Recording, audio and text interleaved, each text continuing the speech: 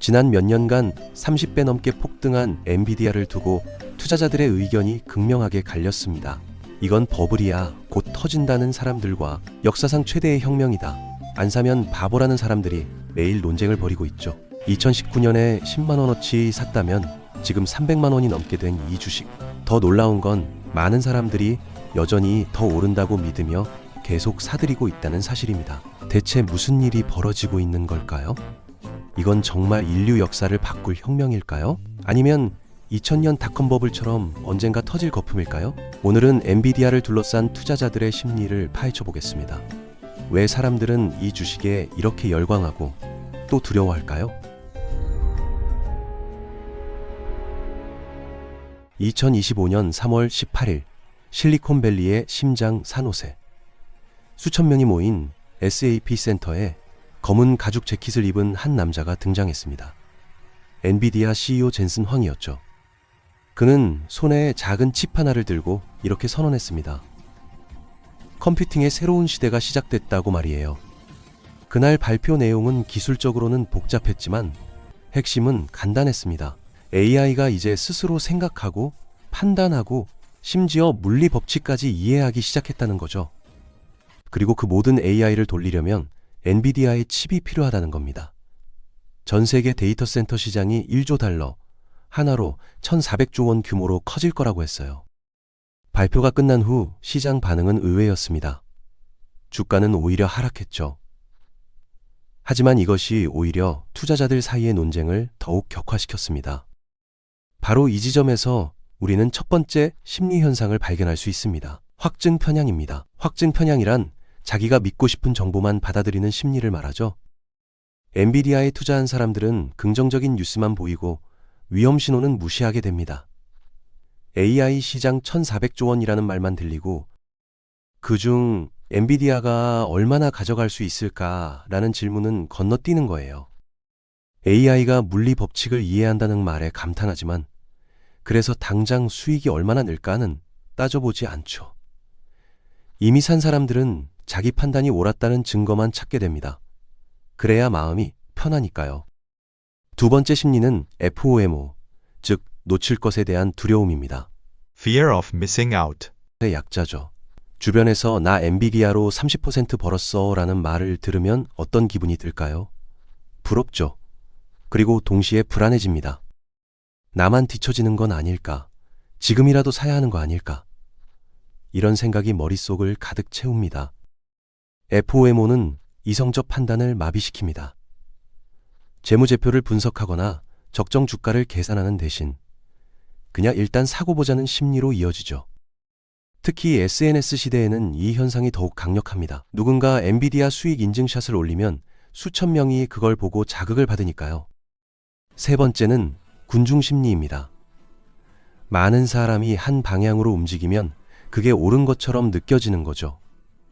이렇게 많은 사람이 사는데 틀릴 리 없어 라는 생각이 듭니다. 하지만 역사를 돌아보면 군중은 종종 틀렸습니다. 2000년 닷컴 버블 때도 모든 사람이 인터넷 기업 주식을 샀어요. 인터넷이 세상을 바꿀 거다라는 확신이 있었죠. 실제로 인터넷은 세상을 바꿨습니다. 하지만 그때 비싸게 산 주식들은 심각한 타격을 받았죠. 나스닥 지수는 78% 가까이 폭락했고 많은 닷컴 기업들은 아예 사라져버렸습니다. 왜일까요? 혁명은 맞았지만 가격이 너무 비쌌던 겁니다. 미래 가치를 너무 앞당겨 반영했던 거죠.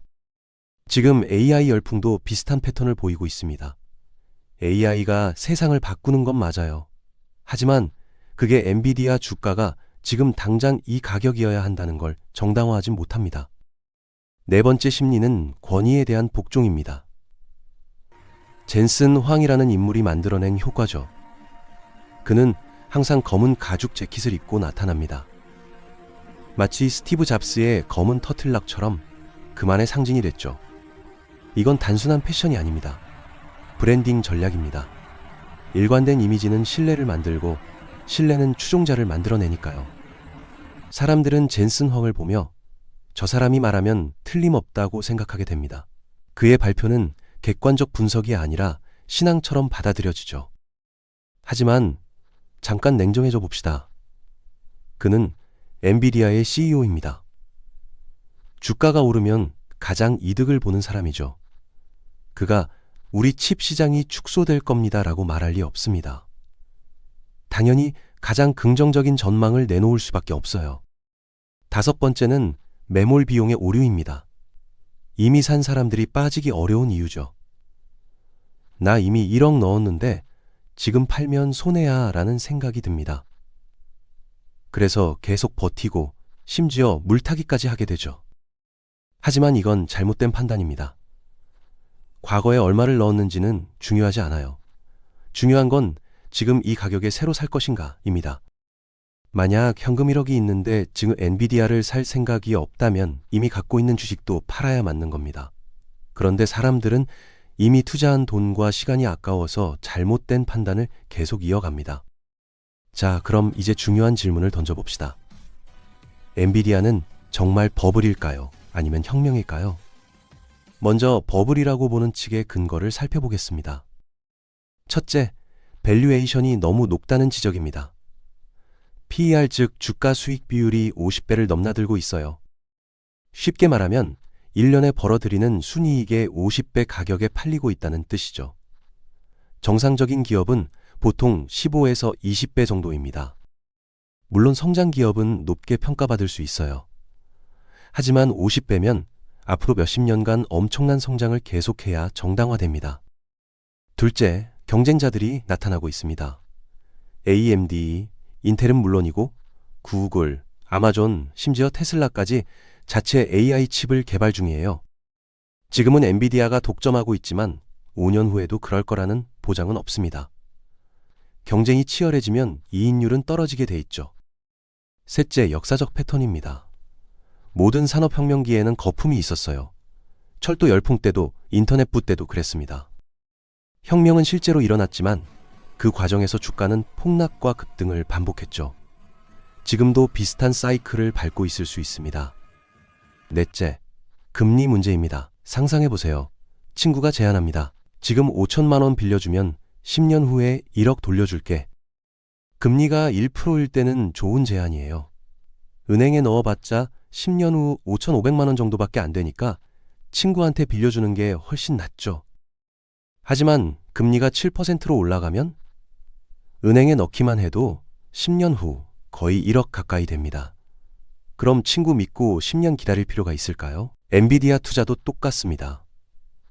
투자자들은 지금은 비싸지만 10년 후엔 엄청난 가치가 될 거야를 믿고 주식을 삽니다. 금리가 낮을 때는 이게 매력적이었어요.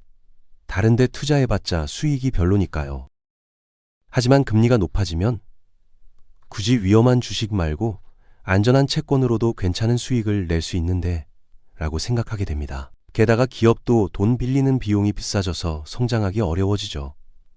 그래서 연준이 금리를 높게 유지하면 성장주는 타격을 받을 수밖에 없습니다. 반대로 혁명이라고 보는 측의 근거도 만만치 않습니다. 첫째, 실제 수요가 폭발하고 있습니다. 챗GPT 같은 AI 서비스를 돌리려면 엄청난 컴퓨팅 파워가 필요해요.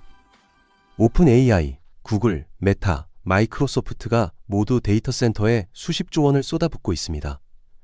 그리고 그 중심에 엔비디아 칩이 있죠. 둘째, 기술적 우위가 명확합니다. AI 칩을 만드는 건 단순히 반도체를 찍어내는 게 아니에요. 소프트웨어 생태계, 개발자 커뮤니티, 최적화 도구까지 모두 갖춰야 합니다. 엔비디아는 이 모든 걸 10년 넘게 쌓아왔어요. 후발주자들이 따라잡으려면 몇 년은 걸릴 겁니다. 그 사이 엔비디아는 더 앞서 나가고 있죠. 셋째, 새로운 시장이 열리고 있습니다. 로봇 산업이죠. 젠슨 황의 말처럼 피지컬 AI가 상용화되면 시장 규모는 상상을 초월합니다. 제조업, 물류, 건설, 농업, 의료. 로봇이 들어갈 수 없는 분야가 어디 있습니까? 전 세계 노동인구 35억 명을 생각해 보세요. 그중 일부만 로봇으로 대체돼도 그건 수십조 달러 시장입니다. 그리고 모든 로봇에는 AI 칩이 필요하죠. 넷째, 한국 기업과의 협력 관계입니다. SK하이닉스가 공급하는 HBM 메모리는 엔비디아 칩의 필수입니다. 두 회사는 서로 의존하는 관계죠. 엔비디아가 성장하면 SK 하이닉스도 같이 성장합니다. 이건 단순한 부품 공급을 넘어선 전략적 파트너십이에요. 투자자 입장에서 생각해 봅시다. 엔비디아에 직접 투자하기 부담스럽다면 SK 하이닉스나 삼성전자를 대안으로 고려할 수 있습니다. AI 칩 시장이 커지면 메모리 시장도 같이 커지니까요. 리스크를 분산하면서도 AI 열풍의 수혜를 받을 수 있는 방법이죠. 자, 그렇다면 우리는 어떻게 판단해야 할까요? 몇 가지 원칙을 제안합니다. 첫째, 감정을 배제하십시오. FOMO에 휘둘려서 투자하지 마세요. 남들이 번다고 해서 조급해하지 마시고요. 냉정하게 따져보세요. 내가 이 기업의 가치를 정말 이해하고 있는가? 10년 후에도 이 투자를 후회하지 않을 자신이 있는가? 둘째, 분산 투자하십시오. 한 종목에 올인하는 건 위험합니다. 엔비디아가 아무리 좋아 보여도 마찬가지예요. AI 섹터 전체에 분산하거나 다른 산업과 섞어서 포트폴리오를 구성하세요. 혹시 모를 폭락에 대비하는 겁니다. 셋째, 시간 분산하십시오. 한 번에 큰 돈을 넣지 말고 매달 조금씩 나눠서 투자하세요. 가격이 높을 때는 적게 사고 낮을 때는 많이 사게 되니까 평균 단가를 낮출 수 있습니다. 달러 코스트 에버리징이라고 부르죠. 넷째, 장기적 관점을 유지하십시오. AI 혁명은 분명히 일어날 겁니다. 하지만 그 과정이 일직선으로 올라가진 않을 거예요. 중간에 폭락도 있고 조정도 있을 겁니다. 그때마다 패닉에 빠져 팔아버리면 손실만 확정하는 겁니다. 진짜 좋은 기업이라고 판단했다면 단기 변동성은 무시하고 길게 가져가세요. 다섯째, 계속 공부하십시오. 시장은 변합니다.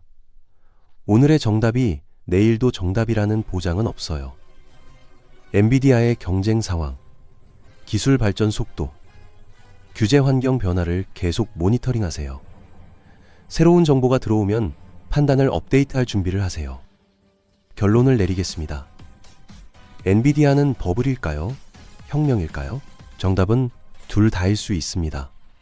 AI 혁명은 진짜입니다.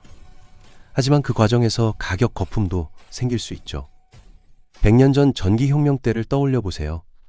전기가 세상을 바꾼 건 사실이지만 그 과정에서 수많은 전기회사들이 생겨났다 사라졌습니다. 살아남은 회사는 극소수였고 나머지는 역사 속으로 사라졌죠. 지금도 마찬가지일 겁니다. AI 산업은 성장할 것이고 엔비디아는 현재 선두에 있습니다. 하지만 10년 후에도 그럴지는 아무도 장담할 수 없어요. 중요한 건 냉정한 판단과 리스크 관리입니다. 혁명을 믿되 맹신하지는 마세요. 투자하되 올인하지는 마세요. 다른 사람들이 엔비디아 안 사면 바보라고 할 때 여러분은 왜? 라고 물어보세요. 다른 사람들이 이건 버블이야 라고 할 때도 여러분은 근거가 뭐야 라고 따져보세요. 군중을 따라가지 말고 스스로 생각하세요. 그게 진짜 투자자의 자세입니다. 마지막으로 기억하세요. 역사상 가장 큰 부를 만든 사람들은 혁명의 시작점에 있던 사람들이었습니다. 하지만 그들도 수없이 많은 실패와 조정을 겪었죠. 성공한 투자자는 한 번도 틀리지 않은 사람이 아니라 크게 틀렸을 때 살아남은 사람입니다. 지금 이 순간 여러분 앞에는 선택지가 있습니다. AI 혁명에 동참할 것인가? 아니면 지켜볼 것인가? 어떤 선택을 하든 그건 여러분의 판단이고 책임입니다. 다만 감정이 아닌 이성으로, 군중이 아닌 데이터로 결정하시길 바랍니다.